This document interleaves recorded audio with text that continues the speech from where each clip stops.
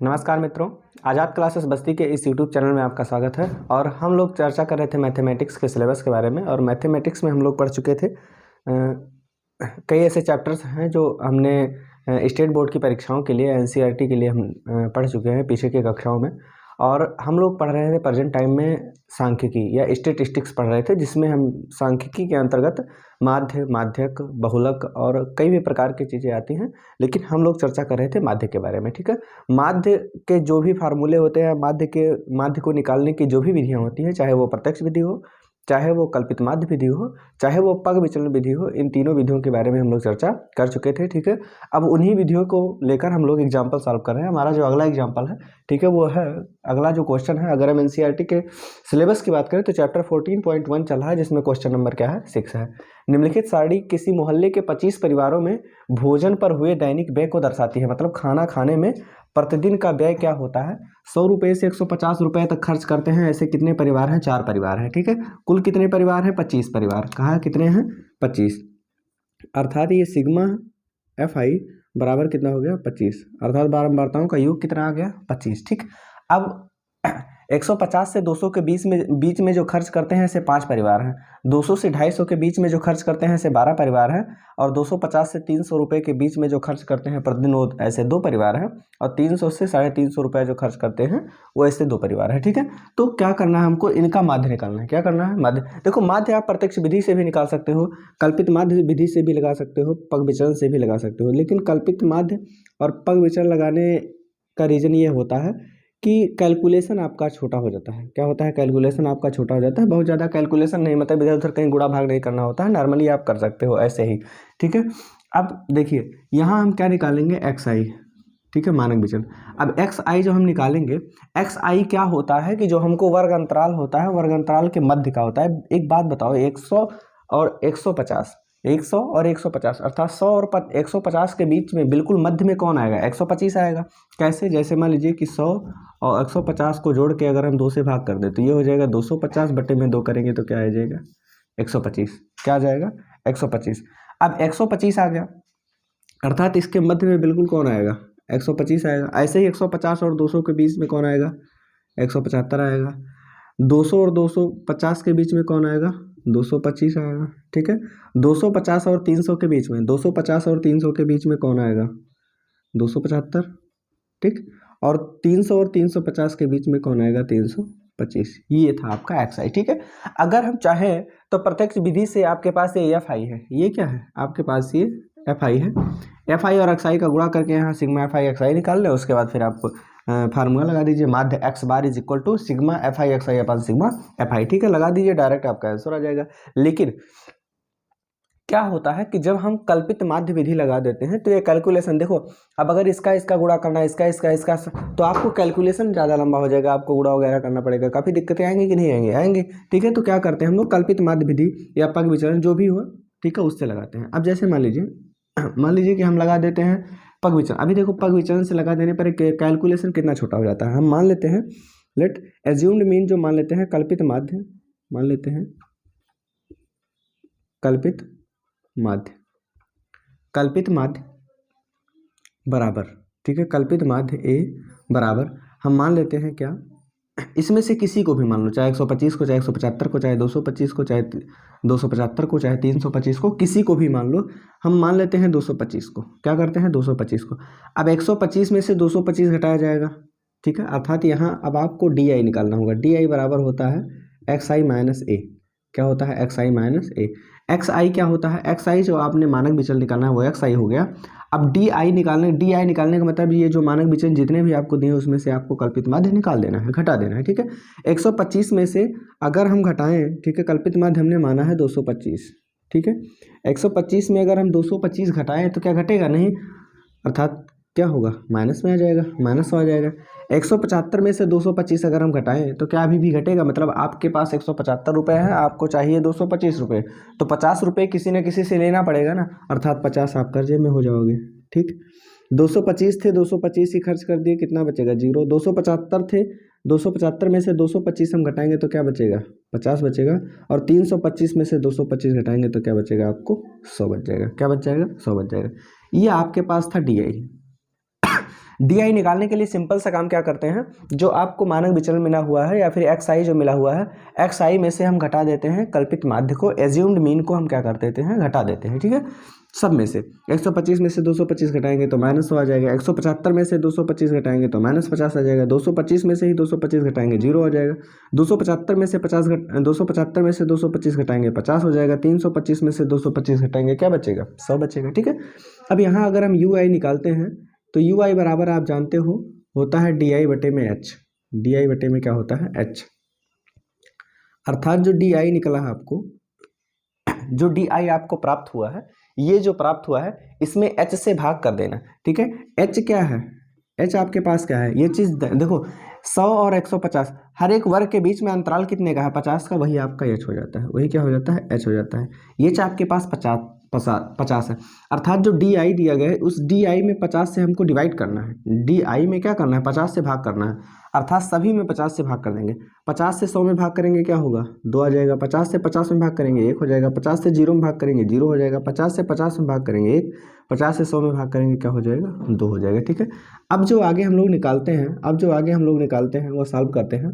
ठीक है, आपको यू आई मिल चुका है, अब हम निकालते हैं F I U I, F I into U I निकालते हैं, एफ आई और यू आई निकालते हैं, देखते हैं क्या आता है। ठीक, अब यहाँ एफ आई अर्थात ये 4 का गुणा 2 में करेंगे, 4 दूना क्या हो जाएगा, -8, 5 का गुणा 1 में करेंगे क्या हो जाएगा, -5 हो जाएगा, 12 का गुणा 0 में कर देंगे 0 हो जाएगा, 2 का गुणा 1 में करेंगे 2 हो जाएगा, और 2 का गुणा 2 में करेंगे क्या हो जाएगा, 4 हो जाएगा। ठीक है, अब यहाँ अगर हम निकालें सिग्मा एफ आई यू आई निकाले तो ध्यान से देखो, आप 8 रुपये कर्जे में थे, 5 और कर्जे में हो गए, माइनस का मतलब कर्जा। ठीक है, ये हो गया -13, आप 13 रुपये कर्जे में हो, आपके पास 2 4 6 रुपये आ जाते हैं तो 6 दे दोगे, फिर भी आप 7 रुपये कर्जे में रहोगे कि नहीं रहोगे, रहोगे।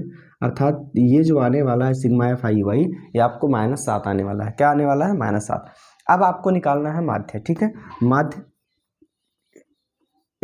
माध्य x bar is equal to, देखो हमने पग विचलन लगाया है इसमें, पग विचलन निकालने के लिए सबसे पहले हमने क्या घटाया था, ए घटाया था, तो ए हम जोड़ देंगे, और उसके बाद फिर सिग्मा एफ आई यू आई है, और बटे में क्या हो जाएगा, सिग्मा एफ आई, और हमने एच से भाग भी किया था, एस से भाग किया था तो एस से गुणा कर देंगे, क्या है आपके पास 50। ठीक, आगे सॉल्व करें इसको, तो ए क्या है आपके पास 225 plus sigma F I U I क्या है आपके पास -7 बटे में सिग्मा एफ आई कितना आया है 25 गुणे में एच, एच का मतलब क्या, एच का मतलब क्या 50, ये 25 दुआ में क्या हो जाएगा 50 कट गया, 2 सत्ते 14 आ जाएगा, अर्थात ये जो होगा आपका 225 और ये प्लस माइनस क्या होगा माइनस, और 7 दूना क्या हो जाएगा 14 हो जाएगा। 225 में से 14 अगर हम घटा लेंगे तो ये हो जाएगा आपको 211, माध्य क्या रहने वाला है 211, अर्थात औसतन 211 रुपये प्रत्येक परिवार क्या करता है, खर्च करता है, औसतन 211 रुपये प्रत्येक परिवार क्या करता है, खर्च करता है। ठीक है, तो इस तरीके से आप इसको लगा सकते हैं, किसी प्रकार की कोई समस्या नहीं होगी। ठीक है, स्टेप दर स्टेप याद करना है हमको, बहुत ज़्यादा प्रेशराइज अपने आप को नहीं करना है, केवल जितने भी स्टेप दिए गए हैं प्रत्येक स्टेप को ध्यानपूर्वक देखिए कि कौन सा स्टेप पहले किया गया है। ठीक है, पग विचलन लगाना होगा तो कौन सा स्टेप किया गया है, या फिर कल्पित माध्य लगाना है तो कौन सा किया गया है, फिर डायरेक्ट मेथड ही लगाना है तो फिर क्या किया गया है। ठीक है, नेक्स्ट क्वेश्चन की तरफ बढ़ते हैं और देखते हैं हमारा अगला प्रश्न क्या है।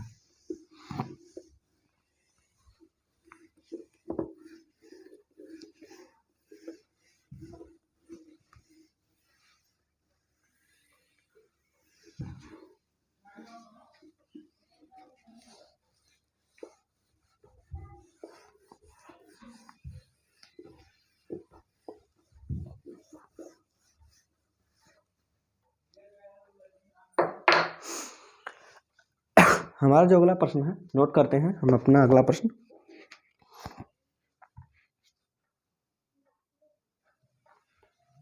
देखिए जो हमारा 7वां क्वेश्चन है, अगला जो प्रश्न हमारा वो है कि वायु में सल्फर डाइऑक्साइड की सांद्रता को ज्ञात करने के लिए एक नगर के 30 मोहल्ले से आंकड़े एकत्रित किए गए हैं। वायु में सल्फर डाइऑक्साइड की सांद्रता क्या होगी, ये हमको निकालना है, ठीक है। अर्थात सल्फर डाइऑक्साइड की सांद्रता देखो दी गई है कि 0.00 से लेकर 0.04 के बीच में कितने हैं, ऐसे 4 मोहल्ले हैं, ठीक है। 0.04 से लेकर 0.08 के बीच में ऐसे 9 मोहल्ले हैं। इसी तरीके से अन्य भी आंकड़े दिए गए हैं कि मतलब इतने, ये जो सल्फर डाइऑक्साइड की सांद्रता है ये वायु में सल्फर डाइऑक्साइड की मात्रा को ज्ञात करना है, ठीक है। अब ये बारंबारता आपको देख कितने मोहल्ले का है, 30 मोहल्ले। अर्थात सिग्मा जो है आपका FI का सिग्मा मतलब योग क्या है, 30 है। जोड़ लोगे तो भी 30 आएगा, 9 9 18 2 20 और 4 4 8 तो 10, क्या हो जाएगा 30 हो जाएगा। 30 मोहल्ले हैं। और यहाँ आपको XI निकालना है। क्या निकालना है, XI मानक विचरण। मानक विचरण क्या होगा, निकालेंगे कैसे, क्या करेंगे, 0.00 अर्थात ये मतलब इन दोनों को जोड़ेंगे, 2 से भाग करेंगे। अर्थात जैसे मान लीजिए कि अगर हम जोड़ दें 0.00 में 0.04 जोड़ेंगे तो वही आ जाएगा 0.04 ही, और अगर 2 से भाग कर दें तो ये आ जाएगा 0.02। अर्थात सभी में कितने का अंतर आने वाला है, 0.02 का अंतर आने वाला है। अर्थात पहले में 0.02 अर्थात इसके मध्य में क्या आना है 0.02, इसके मध्य में क्या आएगा 0.06 4 6 8 ऐसे तो होगा, और ये हो जाएगा 0.8 के बाद क्या होगा 10, और ये 0.12 के बाद क्या आ जाएगा 0.14, और ये हो जाएगा 0.16 के बाद क्या होगा 18 होगा, और ये आ जाएगा 22, ठीक है। ये आपको मिल जाएगी सांद्रता, ठीक है। अब ये आपका हो गया मानक विचरण, ये क्या है आपका मानक विचरण है। अब जैसे देखिए डायरेक्ट आप चाहो तो इसको लगा सकते हो, डायरेक्ट मेथड से भी लगा सकते हो। डायरेक्ट मेथड से अगर इसको सॉल्व करेंगे तो कैलकुलेशन आपका थोड़ा बड़ा हो सकता है। कैलकुलेशन और छोटा कर लेते हैं, इसका कैलकुलेशन और छोटा करते हैं, कल्पित माध्य मान लेते हैं, या कल्पित माध्य विधि से मतलब लगा देते हैं, ठीक है। मान लेते हैं कल्पित माध्य बराबर क्या है, कल्पित माध्य, ठीक है, बराबर A बराबर हम मान लेते हैं, इसमें से किसी को भी मान लेते हैं हमारा जो कल्पित माध्य है 0.10, ठीक है। हम कल्पित माध्य को क्या करते हैं, ये मान लेते हैं। अब इसको सब में से घटा देंगे अर्थात DI निकालेंगे, ठीक है। DI बराबर होता है XI माइनस A, अर्थात XI में से A घटाने पर जो आपको मिलेगा वो क्या मिल जाएगा, आपको DI मिल जाएगा। अब जैसे देखिए कि यहाँ पर DI निकालना होगा। अब देखो प्रत्येक में से ये घटाना है, अर्थात 0.02 में से तो ये घटेगा नहीं, ऐसे करना पड़ेगा, ठीक है, उल्टा घटाना पड़ेगा। अगर हम उल्टा घटाएंगे तो क्या आ जाएगा 0.08 आ जाएगा, और वो भी किस में आएगा, माइनस में आएगा, ठीक है। इसको जब हम घटाएंगे 0.06 को घटाएंगे तो क्या आ जाएगा, माइनस में आएगा 0.04, ठीक है। उल्टा जब हम घटाते हैं इसमें से ये घटेगा नहीं क्योंकि ये 0.6 है, ये 10 है। अब इसमें से इसको घटाएंगे तो क्या होगा 0 आ जाएगा।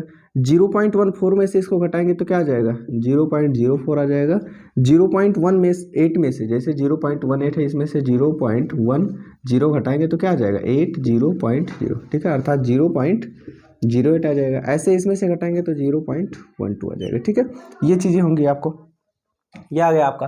अब जैसे मान लीजिए कि आपको DI मिल चुका है, अब हम क्या करेंगे, सीधा सा मल्टीप्लाई करवा देंगे किसका,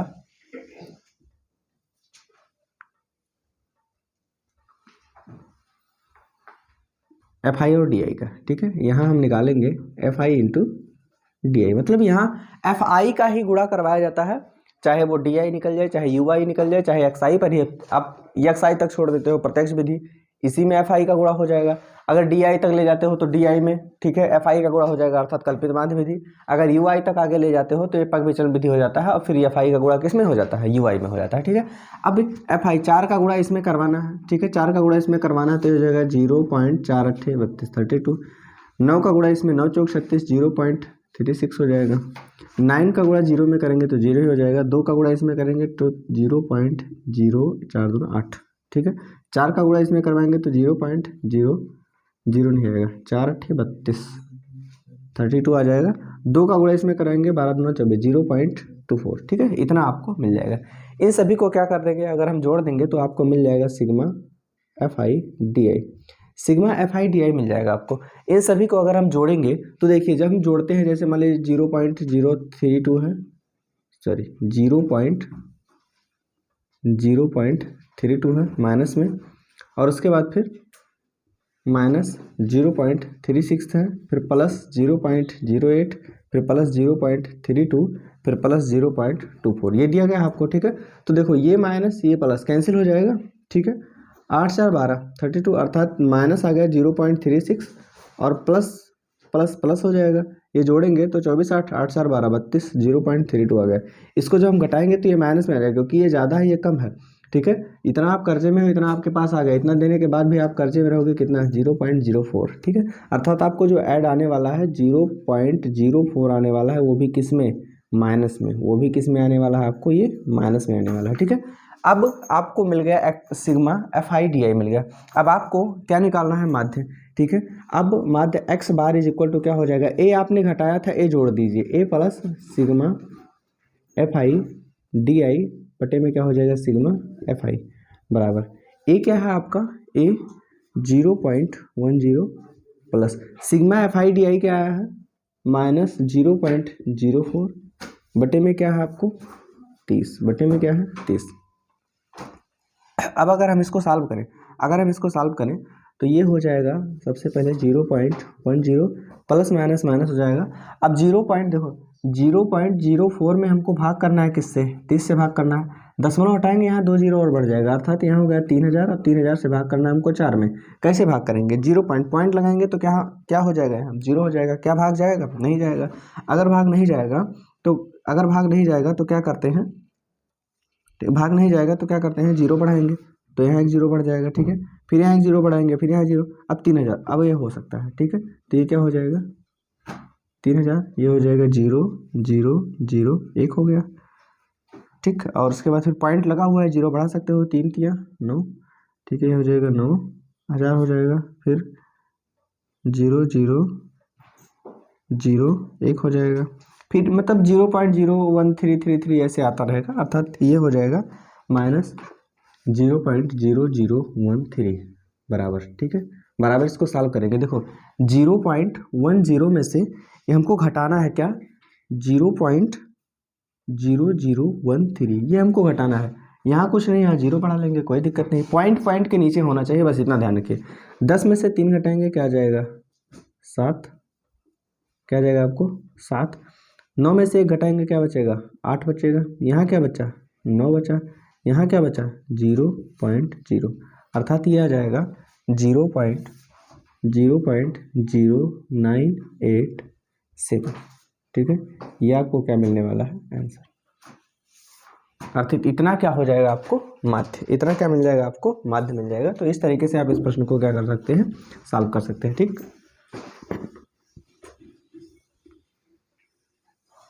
तो ये था का, ये कौन सी विधि थी, ये आपकी थी कल्पित माध्य विधि, क्या थी, कल्पित माध्य।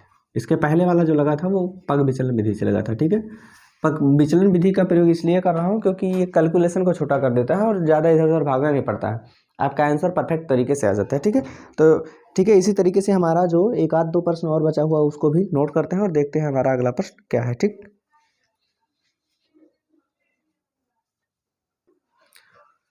देखिए हमारा जो अगला प्रश्न है वो है कि किसी कक्षा अध्यापिका ने पूरे सत्र के लिए अपनी कक्षा के 40 विद्यार्थियों, कितने विद्यार्थी हैं कुल मिला के इसके पास 40, अर्थात सिग्मा FI आपके पास कितना दिया गया है 40, ठीक है। 40 विद्यार्थियों की अनुपस्थिति निम्न रूप से रिकॉर्ड की, अनुपस्थिति मतलब जो नहीं आए, ठीक है। एक विद्यार्थी जितने दिन अनुपस्थित रहा उनका माध्य ज्ञात कीजिए, ठीक है। इसका मतलब कि 0 से 6 दिनों के बीच, ठीक है, ऐसे कितने विद्यार्थी हैं, 11 विद्यार्थी हैं, विद्यार्थियों की संख्या दिनों की संख्या, ठीक है। और 6 से 10 के बीच में कितने विद्यार्थी हैं, 10 ऐसे विद्यार्थी हैं जिन्होंने 6 से 10 दिनों के बीच में 6 से 10 दिन के बीच अनुपस्थित रहे। 10 से 14 दिन के बीच अनुपस्थित रहने वाले क्या हैं 7, अर्थात ऐसे 7 विद्यार्थी हैं जिन्होंने कम से कम 10 और ज़्यादा 14 दिन तक क्या किया है, एब्सेंटी मारी है, ठीक है। अब क्या हुआ है कि ये तो आपको FI, आपको मानक विचलन निकालना होगा XI, ठीक है। XI जब हम निकालते हैं तो XI निकालने के लिए क्या करते हैं, ठीक, XI निकालने के लिए क्या करते हैं हम, जो आपके पास वर्ग अंतराल दिया होता है उसी का माध्य निकालते हैं। जैसे 0 और 6 के बीच में कौन आने वाला है 4, 6 और 10 के बीच में कौन आएगा 8, 10 और 14 के बीच में कौन आएगा 12 16, और फिर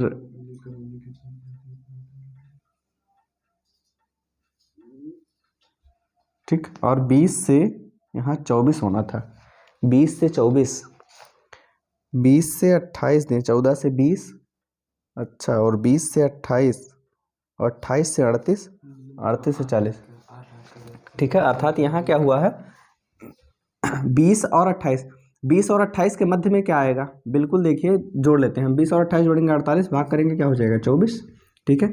28 और 38, 28 और 38 के बीच में क्या आने वाला है, 28 और 38 के बीच में क्या आने वाला है आपको, दोनों के बीच में अंतर कितने का है, 10 का, आधा कर देंगे 5, क्या हो जाएगा 33, लगभग ही आएगा 33, 33, ठीक है। या फिर 8 8 16 नहीं, 32 36 34 जोड़ लेते हैं, 28 और 38 अगर हम ऐड करेंगे तो 8 8 16 3 2 5 1 6 बटा 2, हाँ ठीक, 33 आएगा, ठीक। और 38 और 40 के बीच में क्या आ जाएगा आपको 39, 38 और 40 के बीच में क्या आएगा, आंकड़ा तो सही नोट किया, हाँ ठीक है, 38 और 40 के बीच में क्या आएगा 39। अब एक्स आई आपको मिल गया, क्या मिल गया आपको, एक्स आई मिल गया है। अब आगे अगर हम सॉल्व करें, इसी को आगे सॉल्व करें, एक्स आई मिल गया है, आगे निकाल लीजिए डी आई, कैलकुलेशन को छोटा करते हैं, ठीक। डी आई बराबर क्या होगा, एक्स आई माइनस ए, ठीक है, एक्स आई माइनस ए, ये आपको डी आई मिल जाएगा। एक्स आई में से हमको ए निकालना है, अर्थात कल्पित माध्यम, लेट मान लेते हैं कि ए बराबर कल्पित माध्यम, इसमें से किसको भी मान लें, किसी को, मान लीजिए कि हमने 16 मान लिया, मान लीजिए कल्पित माध्यम को हमने क्या मान लिया 16। अगर हम 16 मान लेते हैं तो 4 में से 16 घटाएंगे, सबसे पहले क्या आ जाएगा -12, 8 में से 16 घटाएंगे क्या आ जाएगा -8, 12 में से 16 घटाएंगे क्या आ जाएगा -4, 16 में से 16 घटाएंगे 0 हो जाएगा, 24 में से 16 घटाएंगे क्या हो जाएगा आपको 8 हो जाएगा, 33 में से अगर हम 16 घटाएंगे तो 13 में से 6 7 17 आ जाएगा, ठीक है। और उसके बाद फिर 39 में से अगर हम 16 घटाएंगे तो क्या आ जाएगा हमारा 23, ठीक है। तो क्या होगा, 9 में से 6 गए 3 और 3 में से, ठीक, 23 आ जाएगा। अर्थात डी आई बराबर आपको ये मिल गए, डी आई बराबर क्या मिल गया आपको, ये मिल गए। अब यहाँ आप चाहो तो एच भी निकाल सकते हो, या फिर मतलब यस से भाग करके यू आई भी निकाल सकते हो, लेकिन नहीं, यही हम लोग लगा देते हैं, क्योंकि आगे जाओगे तो थोड़ा सा कैलकुलेशन आपके लिए हार्ड हो जाएगा एच आई वाले में, यू आई वाले में, क्योंकि हर जगह तो 60 होता है, लेकिन यहाँ भी पॉइंट में आने लगेगा तब समस्या होगी, ठीक।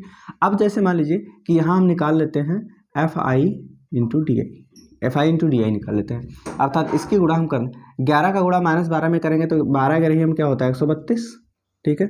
10 का गुणा 8 में करेंगे तो क्या हो जाएगा 10 8 80 हो जाएगा। 7 का गुणा 4 में करेंगे, 7 चौके क्या हो जाएगा 28। 4 का गुणा 0 में करेंगे 0 हो जाएगा। 4 8 क्या हो गया आपको 32 हो जाएगा। 17 तिया क्या होगा आपको 51 हो जाएगा, और 23 एकम क्या हो जाएगा 23, ठीक है। यहाँ हमको निकालना है sigma F I D I, sigma F I और डी आई निकालना है आपको, सिग्मा एफ आई और डी आई निकालना है। कैसे निकालेंगे, इन सभी को जोड़ेंगे, माइनस वाले को अलग जोड़ लेंगे। देखो 132 और 80 और 28, आप ये बराबर कर्जे में जा रहे हो, मतलब ये कितने हो जाएंगे, ये हो जाएगा 8 2 10 और 8 2 10 3 13, एक क्या हो जाएगा 14 और एक एक क्या हो जाएगा 2, 240। माइनस का 240 हो गया, प्लस का कितना होगा 3 1 4 2 कितना होगा 6, और 3 1 4 2 6 और 5 2 7 3 क्या होगा 10, 106। 106 आप प्लस में हो, अर्थात 240 आप कर्जे में थे, 106 रुपये आपके पास आ जाएंगे, तो आप 106 दे दोगे। फिर भी क्या बचेगा आपके पास, कितना देना रहेगा, 10 में से 6 घटाएंगे 4 हो जाएगा, 3 बचेगा यहाँ, अर्थात 134 रुपये आपको और देना है, अर्थात माइनस 134 आप कर्जे में रहोगे, अर्थात ये आ गया आपको माइनस में, ठीक है। अब आपको निकालना है, ठीक है, माध्य निकालना है आपको। माध्य निकालने के लिए हम लोग क्या करेंगे, माध्य निकालने के लिए बराबर होता है सिग्मा, माध्य निकालेंगे तो ये हो जाएगा आपका x bar is equal to, देखो ए हमने क्या किया था, घटाया था, ए जोड़ देंगे, A plus sigma F I D I और बटे में क्या होगा सिग्मा एफ आई। सॉल्व कर लेते हैं, ए बराबर 16 है, प्लस ये क्या है माइनस का 134 और बटे में क्या है आपका 40। 40 से 134 में अगर हम भाग करें, 40 से 134 में हम भाग करें तो ये हो जाएगा 4 3 12, 120, 4 1 कट गया, पॉइंट हटाएंगे 0 हो जाएगा, 4 3 हो जाएगा, फिर से 112, ये हो जाएगा 20, 0 4 5 20, ठीक है। ये आ जाएगा आपका बराबर, आपका हो जाएगा 16, और ये प्लस माइनस क्या होगा माइनस, फिर क्या है 3.35, 3.35 घटा लेंगे।